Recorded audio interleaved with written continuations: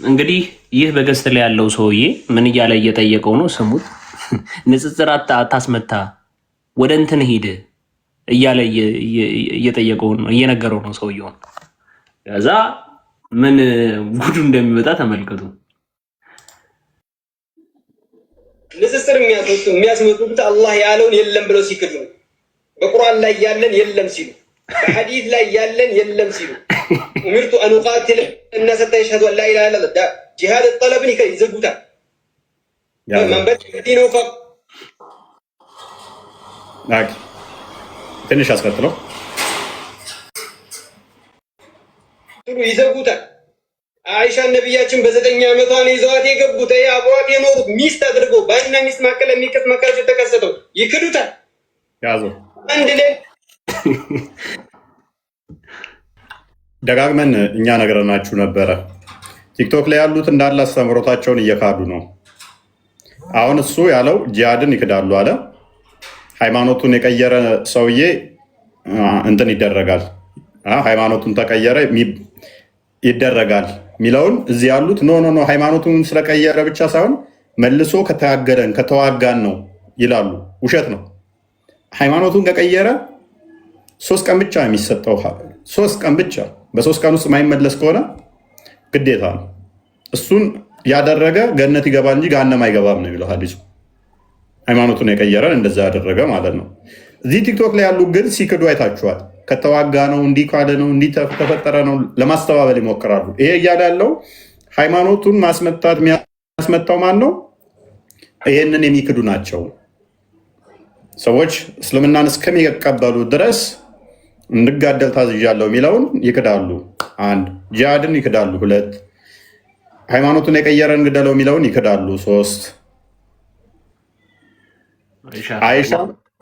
አይሻ በ9 ዓመቷ ላይ ነው እንትን ያላት መሐመድ የተገናኛት የሚለውን ይክዳሉ። 4 ቀጥል። 9 ሚስቶቹ ላይ ነቢያችን ጠዋፍ ያደርጋሉ፣ ይክዱታል። ከዚህ ዓመት ደራርበው እኔን ሲተቹበት የነበረው አንድም መሐመድ በአንድ ጥባት በአንድ ቀን 9 ማታና ሌሊት 11 ሴቶቹን በአንድ ጥባት ወሲብ ያደርጋቸዋል የሚለውን ውሸት ነው ውሸታም ብለው እንዳለ እኔ ላይ ዘምተውብኝ ነበረ። እያለ ያለው ምንድን ነው? አሁን ይክዱታል።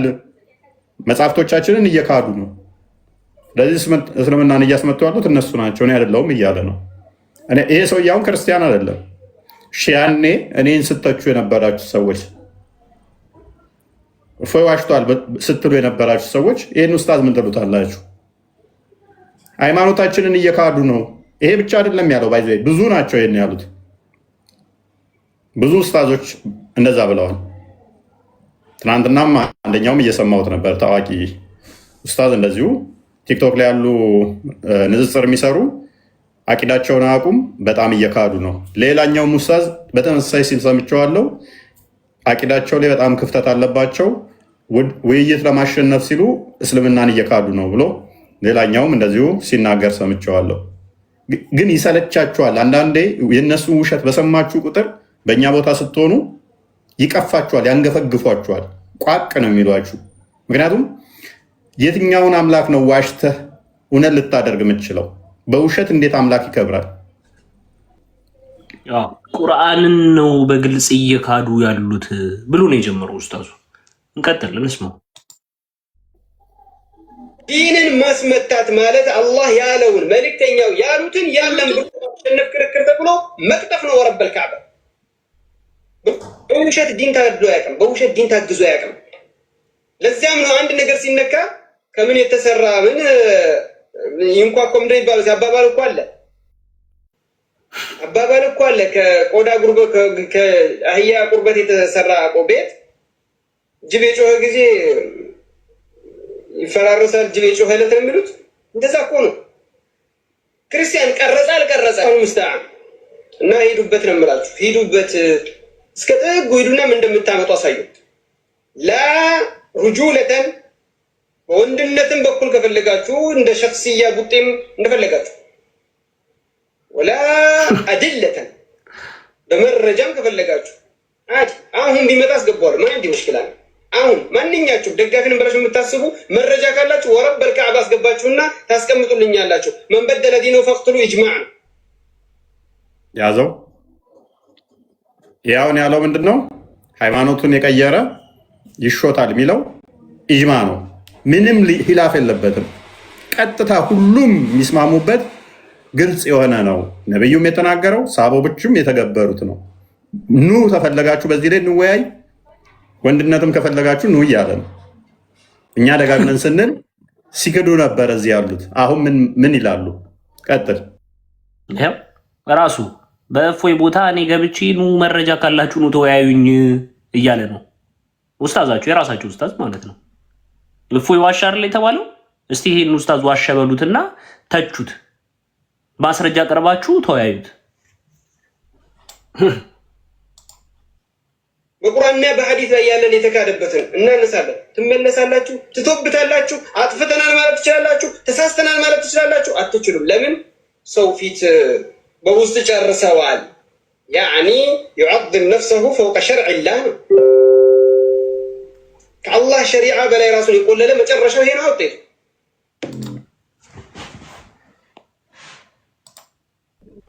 ታይተሃል። እንግዲህ ምንም ማድረግ አይቻልም።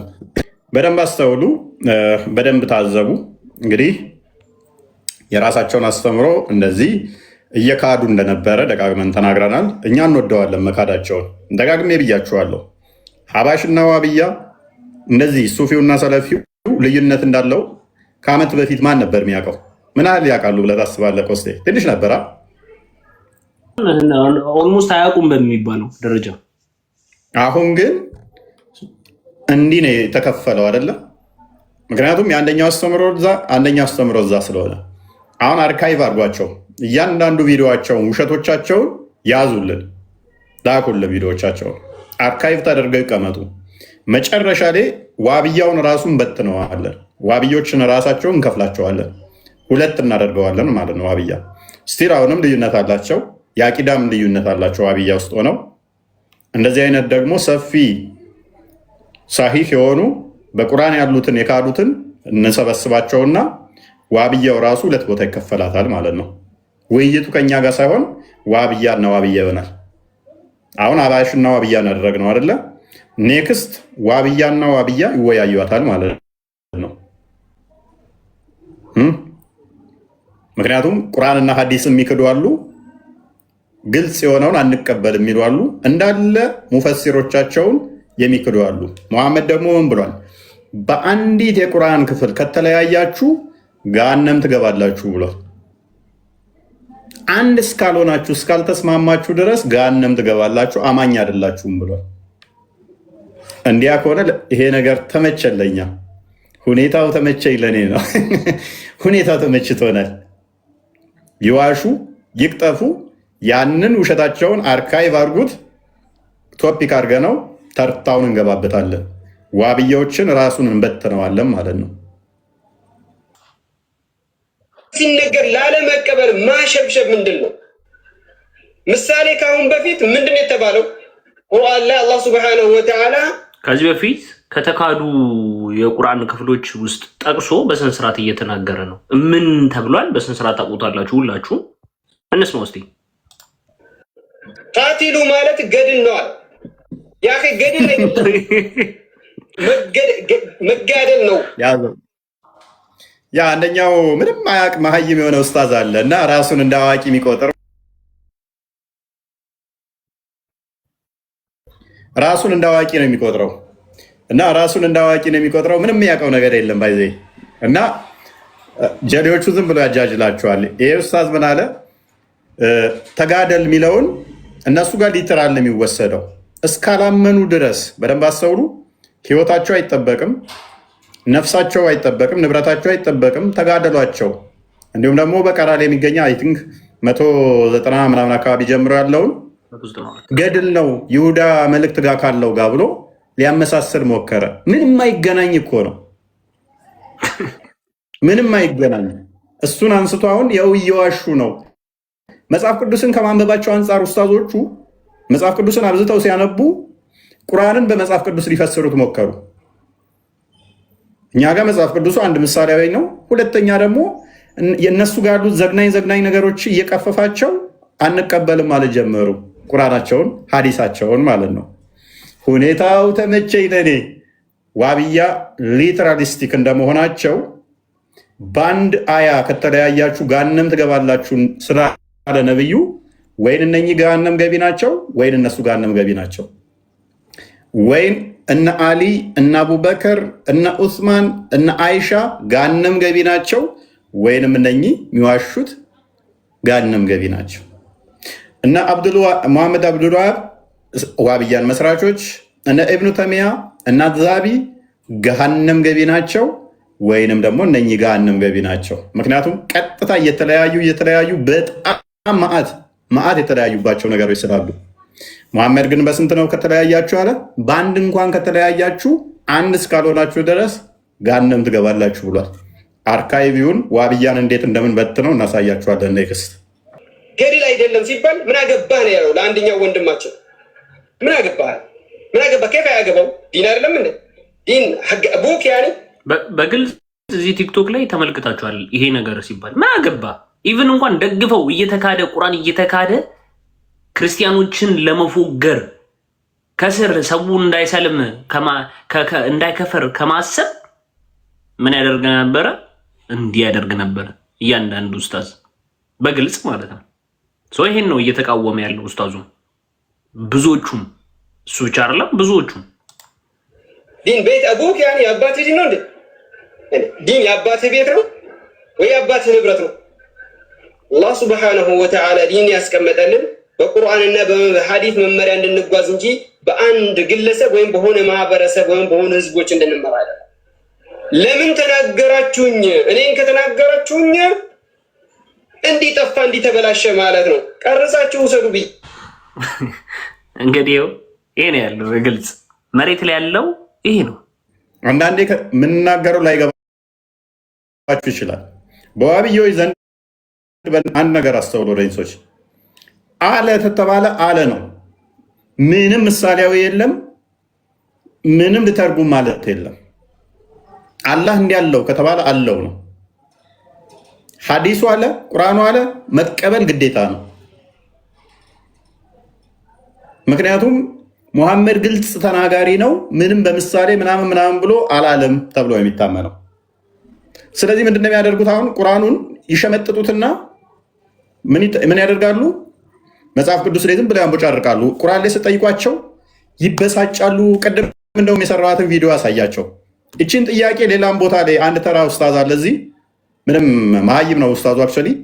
እሱም ተጠይቆ አንደኛዋን ሙልጭ አድርጎ ሰደባት። ቅድም የሰራሁትን ማሳየት ከቻልክ እዚሁ አካውንቴ ላይ ሰውየው ገና እንትን ሲባል አንተ እፎይ ተማሪ ነህ፣ እፎይ ነው አላህ ይወርዳል ከሌሊቱ 1/3 ሲቀር ይላል እና ሲወርድ አርሽ ከላይ ነው የሚሆነው ከታች ብሎ ይጠይቃል። ይሄ ፍልስፍና ነው። ይህንን ፍልስፍና የሚጠይቀው ደግሞ እፎይ ነው። መመለስ ስለማይችሉ እኮ ነው። መመለስ ስለማይችሉ የራሳቸውን ሰዎች የእፎይ ተማሪ ነህ ብለው ይሰድቡታል። አክቹዋሊ የኔ ተማሪ ከሆኑ ክብር ነው። ላለመመለስ ግን የሚያደርጉት ጥረት ምንድን ነው? አንተ የእፎይ ተማሪ ምናምን ብለው ይቅውጡታል። በቃ የሌለ ማለት ነው። ይመቻቸው። ቴንኪው። እኔ ፕሮሞት እያደረጉ ስለሆነ በዛው